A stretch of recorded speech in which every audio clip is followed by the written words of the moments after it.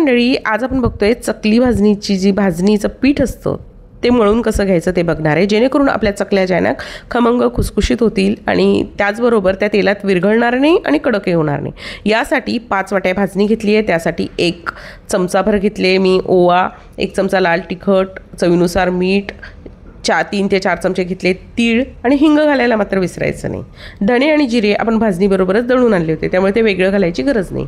आता हे सगळे पदार्थ आपण काय करायचे, चकलीच्या पिठात व्यवस्थित मिक्स करून घ्यायचं आहे। आता 5 चमचे भाजणी होती, त्याला 5 पोहे खायचे चमचे मी तेल गरम केलं होतं आणि हे तेल जे कडकडीत तेलाचं मोहन आपण त्यावर घातलं आहे, परंतु त्यापैकी 1 चमचा मोहन मी बाजूला ठेवलं होतं। मला ते थोडंसं जास्त वाटलं त्यामुळे ते बाजूला ठेवलं होतं। मोहन जास्त झालं ना तर कधी कधी चकल्या आपल्या तेलात विरघळायची शक्यता असते आणि फार कमी झालं तर चकल्या कडक होतात।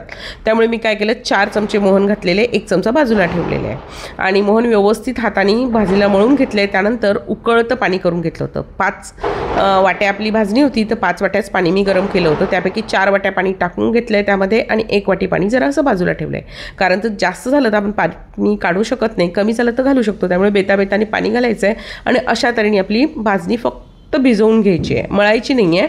बघा अशा तऱ्हेने फार ओलसर होऊ द्यायची नाही। त्यानंतर तिला अशी दाबायची आहे आणि 10 मिनिटं जरा झाकण ठेवून बाजूला ठेवायचं आहे, म्हणजे काय होतं ती वाफ छान त्यामध्ये मुरते आणि आपली जी भाजणी आहे ना ती व्यवस्थित मळायला छान होते। 10 मिनिटांनी आपण काय केलं, त्यापैकी 1 गोळा काढायचा, सगळी एकदम भिजवायची नाही भाजणी। त्याला काय करायचं, आपलं गरम करून थंड झालेलं जे पाणी आहे ना त्या पाण्यानेच अशी मळून घ्यायची। फार कडक किंवा फार घट्ट नाही, फार कडक केलं तर चकलीचे तुकडे पडतात आणि फार सैल केलं ना तर तुमच्या चकल्या तळल्यावर वातड होण्याची शक्यता असते। त्यामुळे मीडियम ठेवायचं आहे ते आणि त्यानंतर आपल्याला आवडतील त्या आकारात चकल्या करायच्या आहे आणि त्यानंतर त्या कशा तळायच्या आहे, तळताना काय काळजी घ्यायची आहे हे आपण पुढच्या व्हिडिओमध्ये बघूया। थँक्यू।